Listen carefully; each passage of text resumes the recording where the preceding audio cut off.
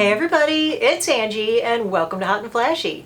In today's Foundation Friday for over 50s, we are going to be taking a look at the Pat McGrath Skin Fetish Sublime Perfection Foundation. This little bottle retails for $68 for 1.1 ounces and it comes in 36 shades. This is a sheer to medium buildable coverage foundation that is supposed to be self-setting, long-wearing, and have a satin finish. Now, I read on the Pat McGrath website that this has some kind of whopper claims to it. It is supposed to contain a Vitaserum complex to help fight the formation of wrinkles by activating the natural production of hyaluronic acid and ceramides. It also contains a diamond core powder technology that is going to improve skin texture by optically smoothing and blurring the appearance of fine lines and imperfections. This is also paraben, talc, fragrance, and oil-free, and the foundation is part of a system that is a primer, foundation, and setting powder that you can purchase as a bundle for $150.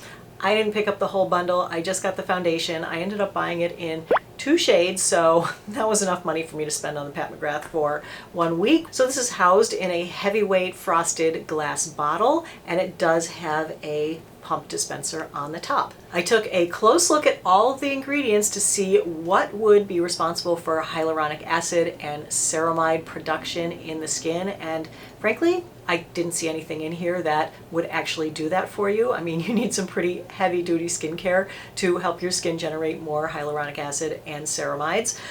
So what's in here is mainly water, silicone, isododecaine, and SD alcohol. Those are the first 4 ingredients. For hydration, it does have raspberry leaf cell culture. It has a couple of coconut-based oils and waxes as well that can help to hydrate your skin. Most of the ingredients in here pull double duty as colorants or fillers or smoothers, and they also hydrate as well. The Pat McGrath recommendation for application on this is that you can put it on with your fingertips or with a brush. For the shades, I did pick it up, as I showed you, in 2 different shades. Let me bring in the swatches now. The first one is shade Light Medium 11. This one is supposed to be light medium with pink undertones. And I also have Light Medium 12, which is light medium with red undertones. So you're going to see Light Medium 12 on the first couple of days of testing, and I'm wearing Light Medium 11 today. So as always, we're putting this to a thorough test today on my more mature, less than perfect skin. My skin is combo, so I have a slightly oily T-zone, normal for the rest, a little bit dry around my mouth and chin sometimes. If you're a regular viewer of mine, you know that I am super committed to sunscreen. It is the #1 anti-aging tool that we have in our arsenal, and I wear it every single day. And so I hate to test foundation without sunscreen, because in my book, if a foundation doesn't work with my sunscreen, then it's not a foundation that is going to work for me.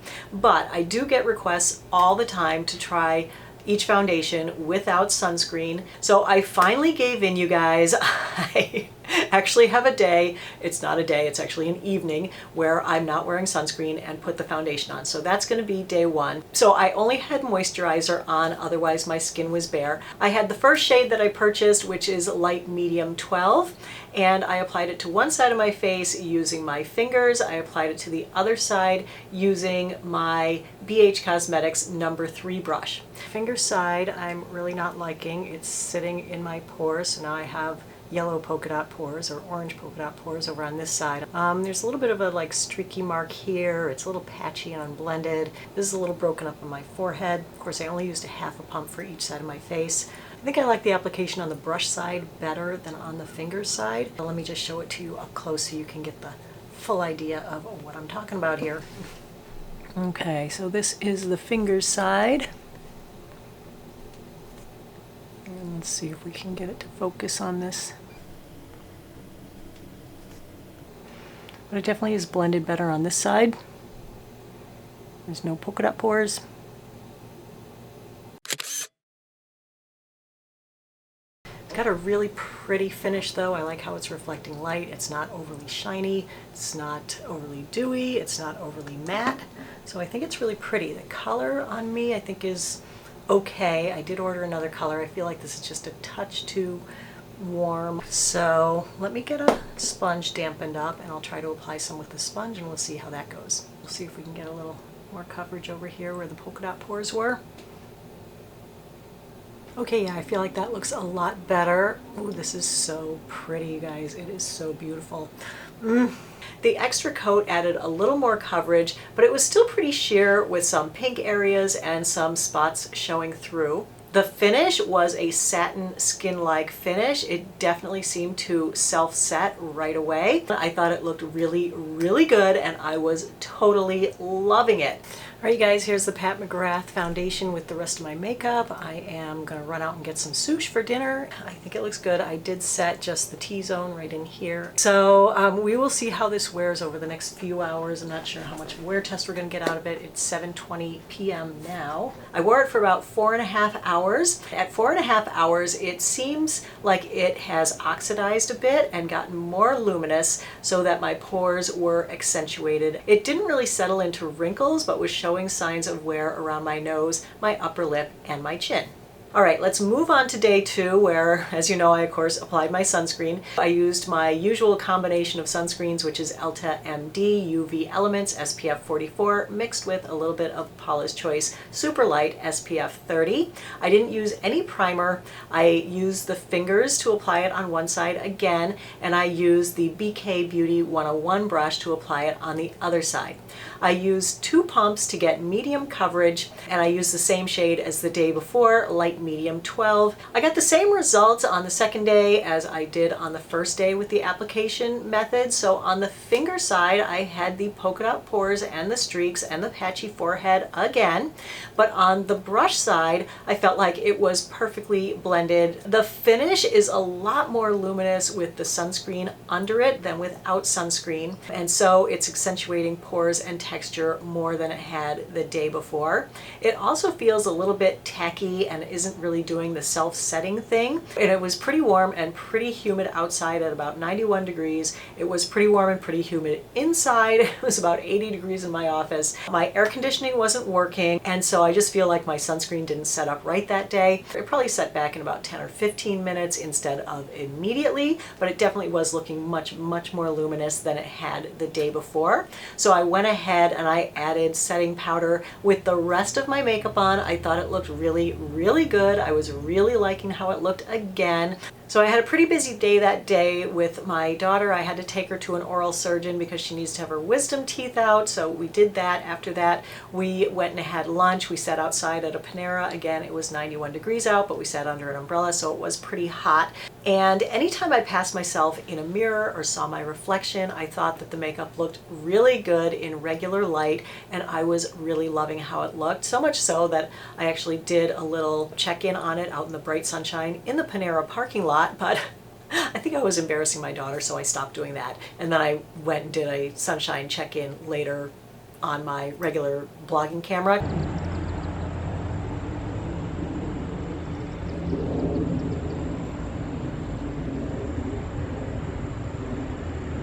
So then I came back to my filming setup to do the 5-hour check-in, and with the studio lights on, I was like, oh my gosh, this is so shiny. I literally look like someone has dumped oil from my upper lip down onto my chin.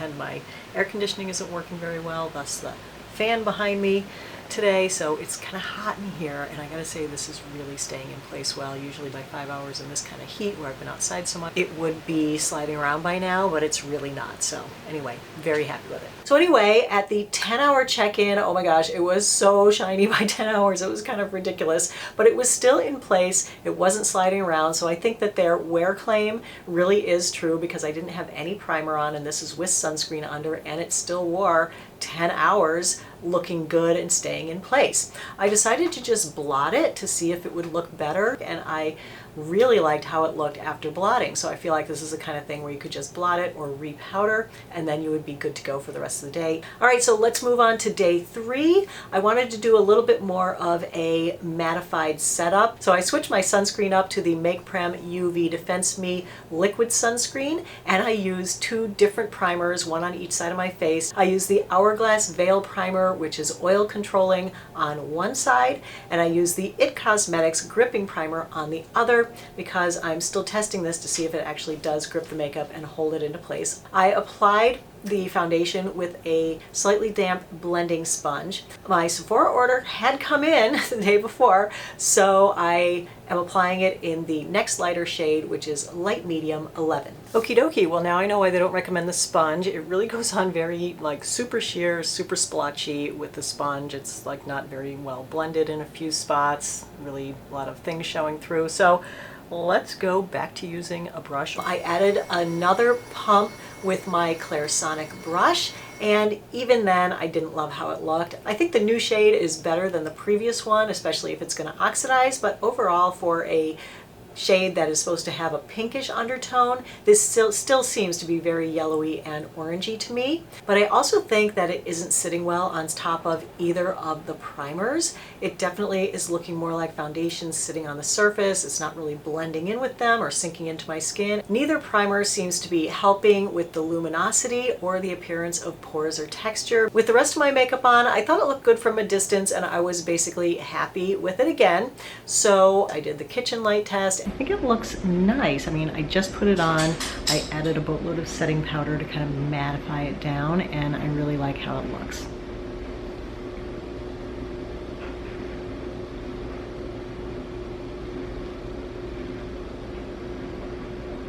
So at the 5 hours check-in, I was kind of feeling like today's setup was a fail because of how it didn't sit well on top of the primers.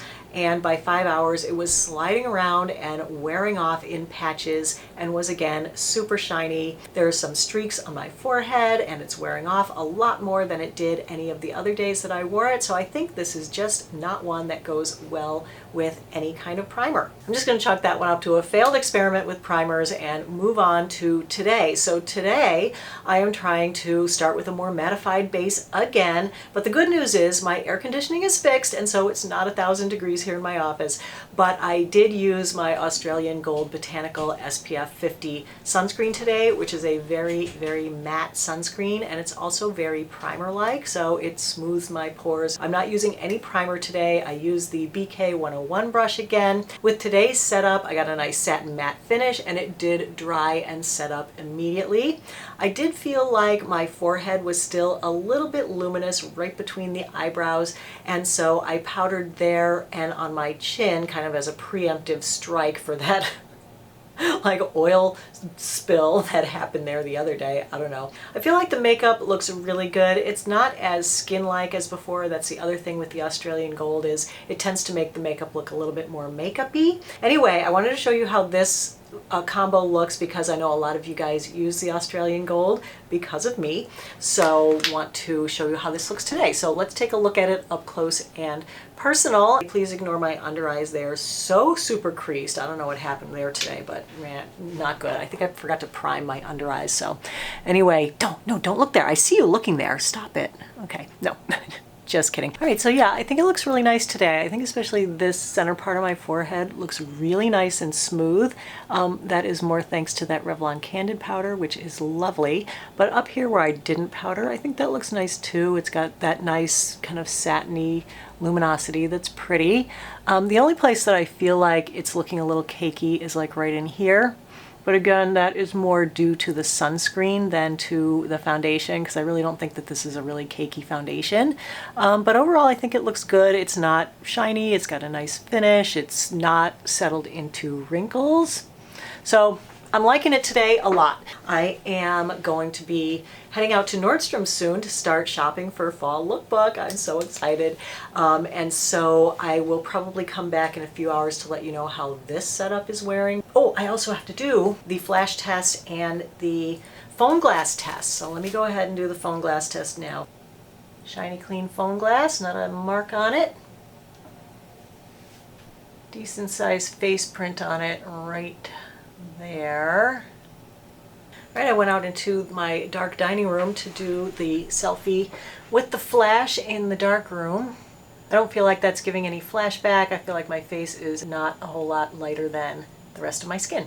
Hey everybody, I'm back. It's been about 5 hours since I left you guys, went to Nordstrom, had some lunch. I felt like the foundation looked pretty good while I was there. It definitely stayed more matte slash satin finish. Because of the heavier sunscreen, it did look a little bit heavier on my skin. It was very smoothing to start out with, as you saw, but then throughout the day it's gotten a little bit less smoothing, especially right up here. So right now at only 5 hours, it's starting to slide around up here on my forehead a little bit. Otherwise, I think it still looks fine, although a little heavier than it did on previous days. So you can see where it's sliding around there and looking a little more textured. But I feel like on the rest of my face, it still looks good. Not overly shiny, not really wearing off too badly. So for me, the best days were day 1 and 2, so it was kind of a toss-up between wearing it with no sunscreen because it was starting to fade away after only 4 hours on that day, but it did have the nice satin skin-like finish and it looked really nice. But the next day, even though it was more luminous throughout the day, is when I really liked it best and I felt like it wore longest with the Ulta and Paula's Choice sunscreen combo underneath. So that is the 5-hour report for today. All right, you guys, are we ready to go over the pros and cons on the Pat McGrath Sublime Finish Skin Fetish Foundation? So on the pro side, we have the beautiful skin-like satin finish, if you can get it. That is just so gorgeous and looks like nothing sitting on the surface of your skin, but yet evens out your skin tone. It's pretty easy to apply with a brush. It is buildable from sheer to medium coverage. It is a super hydrating, super moisturizing formula. It is long wearing all by itself. It actually doesn't work as well with primer, so you don't need to throw extra products at it that would bump your price point up. It's not bad on wrinkles. It did settle into wrinkles sometimes, but not others. But even when it did, it didn't really make them look cracked and worse. And it is self-setting so that you don't have to use a setting powder either. On the con side are that it does contain a decent amount of SD alcohol, which can be drying for more mature skin, that it settles into pores just about any way that I put it on. It did give me those lovely little like orangey polka dot pores. I did manage to minimize that with the other makeup that I put on over it, and I don't think anyone else really saw it unless they're looking at me super, super up close. It does get shiny on more combo to oily skin types in the afternoon. I don't know if it would get shiny on dry skin people. If you have dry skin, I would love to hear from you if you've used it and if it gets shinier on you in the afternoon or not. But on me, it definitely got shiny. And I think it would even without sunscreen because as we saw in just the 4-hour check-in, it had already gotten shinier. On the day that I didn't use sunscreen with it, it is fairly expensive for a foundation, $68, kind of a high price point, one of the higher price point foundations that I've ever tried. So the verdict on this one is that while it might not be perfect for me in the heat and humidity of the summer with my combo skin, I think it could be really perfect for people with drier skin. And of course, the vast majority of more mature women will have dry skin. So if you're looking for a natural looking skin-like foundation that's long wearing and self-setting, then this could be really great for you. You know, I usually wouldn't recommend something with a higher amount of SD alcohol in it to people with dry skin, but I think this one, because it does have so many hydrating ingredients and does impart so much moisture onto the skin, and really it never felt drying on me, I think that this one would actually be fine for people with dry skin. It does have that nice satin finish, so with drier skin, it won't make your skin look dry, it won't look cakey on your skin. Also, I think that this could also be really great for combo or oilier people in the winter when our skin tends to be drier anyway. So I'm going to keep this one around. I am definitely looking forward to trying it after the season changes, maybe later in the fall, definitely over the winter. I think it's definitely worth a try. If it's in your price range, you know, I wouldn't stretch yourself out of your price range to get it. I don't think it's like holy grail status or that great that you need to break the bank over it, but you know, if you have the money to try it, I think that you could definitely give it a try. So anyway, if you want to see where this ranks compared to all the foundations that I've tried, I always have the link to the list in the information box below every Foundation Friday, so you can bounce over to my blog and see the running list of all the foundations, where this one stands in comparison to my holy grails. That's it for today's video. If you found it helpful and informative, go ahead and give it a like. Don't forget to subscribe to my channel and hit the notification bell. As always, I thank you so much for your time. I really appreciate your watching. So have a great day, and I will see you in the next video. Take care, everybody. Bye-bye.